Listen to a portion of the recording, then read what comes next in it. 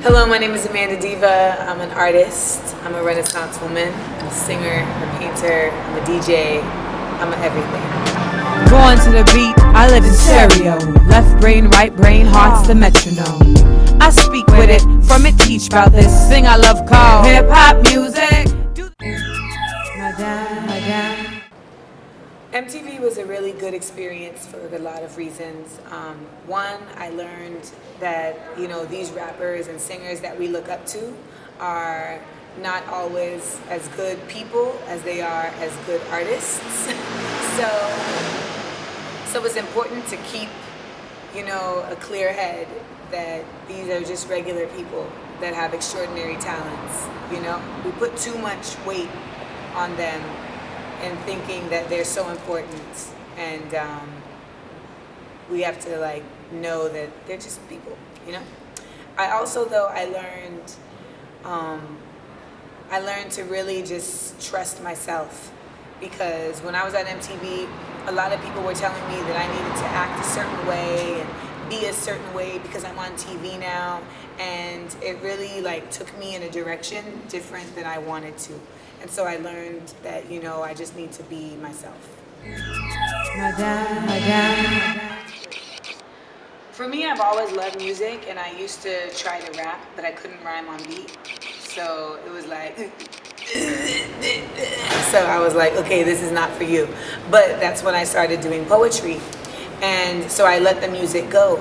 But doing radio and then doing MTV and doing parties, and the music is just around you all the time, and it was that bug that was still in me that made me decide to start pursuing music. And in 2006 I did a poetry show, and I was doing a poem, and the drummer, they had a drummer, and he was making the beat, and I was doing the poem on beat, and I realized, you can rhyme on beat, and that started me doing the music, because shortly thereafter I met a band and started working with a band, and that was when I really began to sing and rap, and here we are. Bring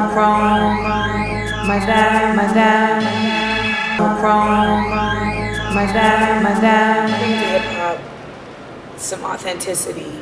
I think, not to say that there isn't any there, but I think even more so now than ever, it's a lot of people pretending and just doing what they think looks cool, as opposed to just being themselves. And I think it makes a lot of folks question how they're living, and maybe they need to have more money, or maybe they need to look better, or maybe they need to dress differently. And man, life is hard, without having to try and pretend to be something else that just looks good, But for me, it's what you see is what you get. And I think we really live in a better world if people were more honest with themselves and with what they put out there. And so with my music, I try to really do that and stand behind that and put that out there to give other folks the courage to do the same. There's a couple. I mean, I will say I used to work with Johnny Polygon, this artist, a lot, and working with him helped me to find my writing voice and to just trust my voice. Sometimes you write and then you think, well, that doesn't sound like that, and you question if you should do it. But he helped me to really trust that my voice works for me. I don't need to write, I don't need to sound like somebody else. I need to sound like myself, and how I sound works, and lyrically. But then musically, I was trying to find my voice, and when I worked with Q-Tip on his album, The Renaissance, that's when I really got to see what works really well for me musically, because he had me singing and he's do it in your natural voice. And I'm well, what do you mean? He's just how you talk, sing it like that. So Getting down is something to do between woman and man. I'm like, huh. Woman who is a power apart and then together we stand. And like, it was like so easy, you know? And like, from there, I found like, that's my stamp. Like, that's my natural place. You know, because when you're learning to sing or when you're singing, like, you know, you want to sing as loud and as high and everything, and just to see if you can, you know, but like at the end of it all, you want to have your own style. You know, you don't want to sound like you're trying to sound like someone else. So when I worked with him is when it helped me to like really like pull out for myself my own style. Madame.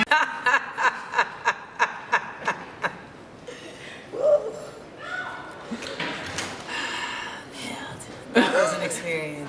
We're gonna mess now, so with this groove, I'll step on one. Poetry was really good and really bad at the same time. It was really good because I learned a lot. Just, Marsha is a really good singer, of course, and just in the studio, like learning how she works helped me to learn how I work, you know. And listen, nobody is original. Like, every idea is inspired by somebody else. This is the facts, you know?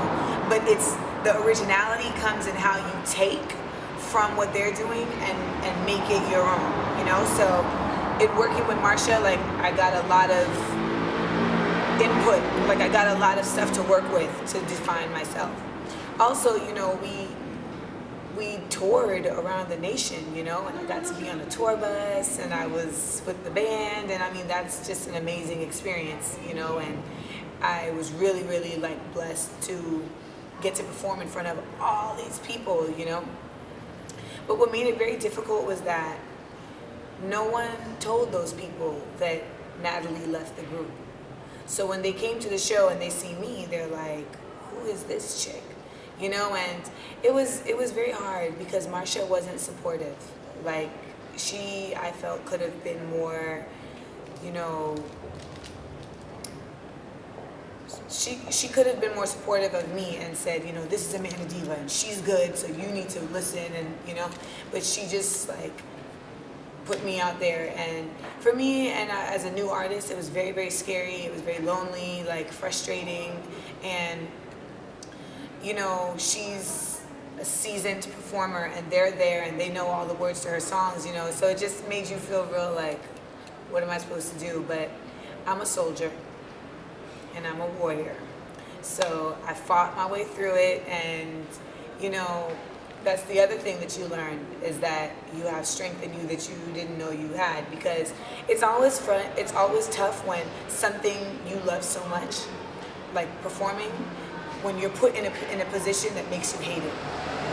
You know, that's like the worst, because you're like, damn, I love doing this so much, but in this, I'm like, get me out of here. My mom is like, I'm booking a plane ticket. You're going home. And I was like, no, I gotta finish. But, you know, it's not like me and Marsha have beef or anything like that. You know, she did what she did for her own reasons, and I don't know, you know, what that was about, but I know for me, like, it was difficult to deal with people, like, mad because I'm light-skinned, like, at the shows, like, who is this light-skinned bitch? Like, stuff like that, you know. And I will say, though, that by the end of every show, they were like, okay, you're good. So, you know, that was cool. But I got a lot out of that experience, and to this day, all of us that were on that tour still say it's the best tour we've ever been on. Most unforgettable interview I've ever done? Quncy Jones. Easy. Quncy Jones. Because he's a legend, and I'm thinking he's gonna be real, you know, just answering the questions and serious. No.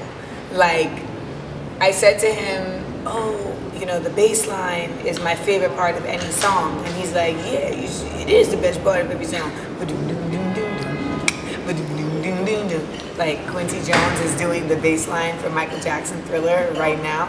Like, he was just so cool and had so much like wisdom, but without trying to like, you know, beat it in or make you feel like you're some stupid youngster, you know. So it was really amazing, and you know, for me also it was like very validating for my career, because it showed me like how far I've come, that I could sit with Quncy Jones and have like one-on-one conversation and him respect me and what I have to say. Madame. Yeah, so what happened, I was gonna put Technicolor Lover out, but then it was just like too hard, and it was like just difficult, and I always believe that when something becomes stressful, you need to just let it rest. Then I came to Europe, and I performed in Paris and in Berlin and London. And I realized that there were people that really liked what I do, and that I do need to put something out asaptuously. So that's a word I made up, asaptuously. So when I did that, when I came home, I had a lot of music that I hadn't put out yet that was just, you know, chilling, and I said, you know, people will want to hear this music. So I put together Madame Monochrome, and the reason for the title was because, like, in the States, I've always been in this position where people are trying to put me in a box and make me just like one tone, one color, monochrome, you know. But when I came to Europe, I really felt like here people supported what I'm doing, all the different things I'm doing, in a better way, like in a real way, you know. And I felt like here I have more room to shine how I want to shine, and to be the many colors that I am, you know. So I called it Madame Monochrome because I will not be that anymore or ever at all. So Technicolor Lover is still gonna come, but I don't want to give it away for free. So we just have to be patient. Madame. Technicolor Lover is, I mean, I've been working on it for so long now that it's like, it's not even a baby, it's a 2-year-old. It's like walking, it has its own legs, it's like saying words. I mean, I sing a lot on it, a lot more than I rap. And it's just very personal, like really, really, really personal. I just turned 30, and my 20s, in terms of love, were just horrible. And they were good moments, but mostly it was whack. So Technicolor Lover is kind of like my memoirs of my 20s, like love life of my 20s. Like that's basically what Technicolor Lover is. And I didn't really realize that until it was like finished. Like, oh wow, look at that. So it's good stories and bad stories and weird stories, you know, but it's all honest, and it's all like personal experience, and there's a story behind every single song. So when I come back, after I put it out, I'll tell you the story for every single song. You know, I'm just a straight